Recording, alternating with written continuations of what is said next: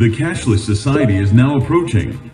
What is a cashless society? What does it actually mean in a literal or high-level sense? Money will become like these, relics of a different age, and will only be found in places like this.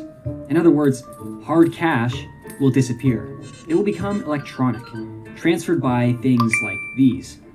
Then Tracy is in Beijing to show us what a nearly cashless society actually looks like. Ben, good morning. Mobile payment transactions in China reached a cumulative total of 277.4 trillion RMB in 2018, ranking #1 in the world, according to the recently released statistical report on internet development in China. As of June 2019, online payment users in the country reached 633 million. The cashless society is now approaching. When's the last time you paid with cash? Well, chances are cash has taken a backseat to the plastic in your wallet and smartphone pay apps. Denver 7's Ryan Luby explains the digital pay revolution and why not everyone is on board. The cashless society, the cashless society. The cashless society. The cashless society is now approaching. The cashless society. Alright, Cashless Society here again today with another video on the inevitable world of digital assets.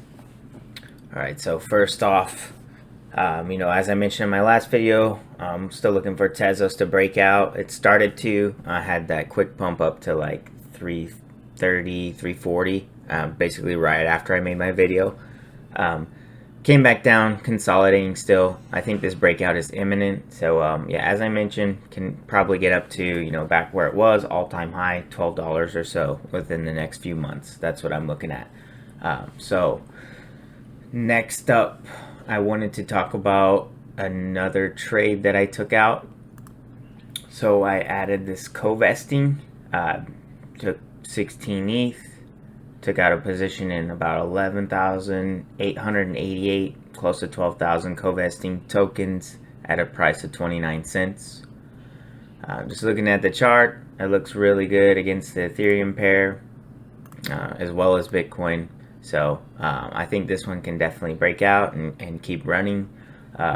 What attracted me to it is, so just so you know, whenever I place trades, I'll look on Twitter for,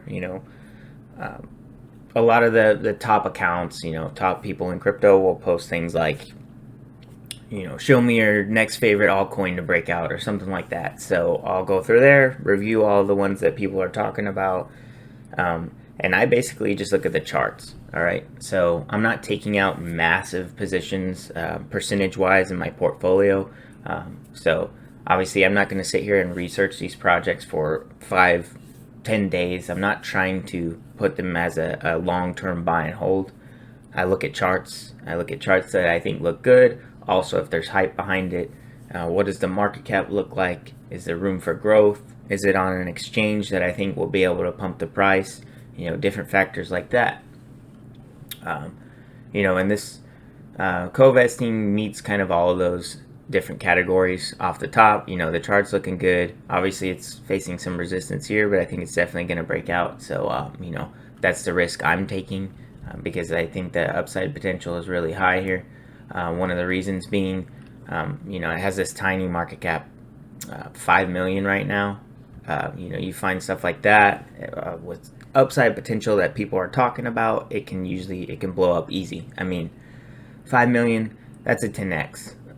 Like, if you hang on, this thing will 10x within a few months for sure. It all depends on how quickly you want to get back to your other positions and get rid of that risk of it, turning out to be a scam or this and that, whatever. I'll be the first one to admit I'm not researching these projects super in depth when I'm just making quick trades.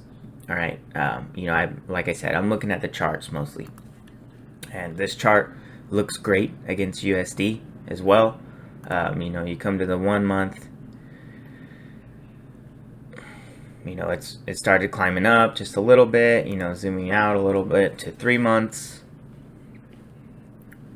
You can see like we're starting a consistent uptrend. It's been as low as 9 cents in April all the way up to 30. So I think this is going to keep going personally. All the way back historically. Let's see how high it has been. This project looked like it launched right at the end of the bull hype in 2017, early 2018.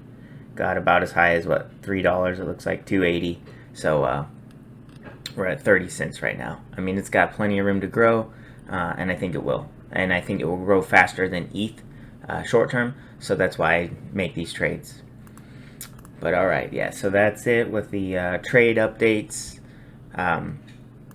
Second part of the video, as I mentioned, I wanted to talk about why would we go back to the gold standard. So one of the main charts that economists always look at is they say, you know, basically there's been a steady uptrend in sector productivity as far as workers and employment and everything. But basically since the 70s, the wages being paid has stayed flat or even gone down a little. You know, historically speaking, it's gone down because of inflation as well, even if it was flat. So, you know, part of this article goes on to say, like, you know, economists appear stumped when pondering this question. I mean, no, they don't. It's so obvious what happened. This was right when we came off the gold standard. We were moving steady in a straight line. I mean, this line goes way back in history as well, with productivity versus wages being tied perfectly together. And then you come off this gold standard, and what happens? It just goes crazy. This massive spread between wages and productivity. So you continue to keep working, doing great for the economy, but you're not getting paid accordingly. So, and as you can see, right now we're approaching, you know, wealth concentration equivalent back to the early 20th century, you know, dating back to 1920, 1930s time frame. That doesn't make sense. You know, we should have more wealth equality than that up to this point. You know, basically, because of coming off the gold standard, all the wealthy elites, they've been, you know, they just have an unfair advantage in this game. You know, they're able to just continuously print fiat and, you know, do whatever the hell they want with it. And then you as an employee, you're just out of luck, basically. You know, also, I think the workforce has just become more competitive nowadays as well. You know, there's so many more people, right? Population has increased. There's a lot of people with the same qualifications, so they're able to just keep that salary low, you know, compared to history. As you can see here, the wealth gap, top 0.1% versus bottom 90% is the top line, starting to cross again. What else have we got here? So the big portion of this article that you should probably check out, read on your own, just to maybe get an understanding of how everything unfolded. It basically goes on to explain how Nixon pulled us off of the gold standard. You know, he indicated that he wanted to return to it, just that the system, the Bretton Woods system specifically, needed to be reformed before he wanted to do so. But obviously, with the wealthy elites, you know, whatever, being able to just print fiat endlessly, why would they want to go back to a gold standard that actually holds them to some sort of accountability? You know, for them, it's been fun. It's been awesome to be able to just print money continuously with no control, especially in the United States. Maybe not other countries, but here in the United States, it's been great for the top, basically. They've been able to have fun. So also right about here, when we came off the gold standard, you could see here the bottom 90% of earners, income growth was, I mean, it was rising faster than the top 1%. It was doing great for bottom 90%. Then as soon as we came off that, you know, see a couple years, about 10 years, this thing just balloons. I mean, top 1%, starting in the 80s, this thing has just gone nuts. So we need, obviously this shows you, we need to come back to some form of gold standard, because if not, this is obviously going to end in some form of crisis. You know, if we aren't already going to have to go through that, for sure, you know, we could, but it's obvious that we need to return to some form of stability, some middle unit of account that everyone has to balance off of, basically, instead of just printing money into oblivion. So yeah, that pretty much covers it. I just wanted to briefly talk about this, the gold standard, and why we would need to come back to it. I mean, the numbers don't lie. Ever since we came off of it, things just don't make sense statistically for people, for the average everyday worker.